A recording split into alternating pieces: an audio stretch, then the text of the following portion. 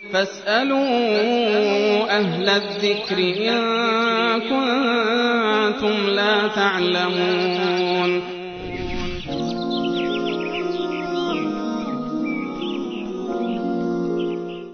خواهری پیام فرستادن که من یک بچه 1 ماهه دارم و اگر روزه بگیرم نمیتونم بچه‌مو شیر بدم. آیا روزه گرفتن بر من واجب هست؟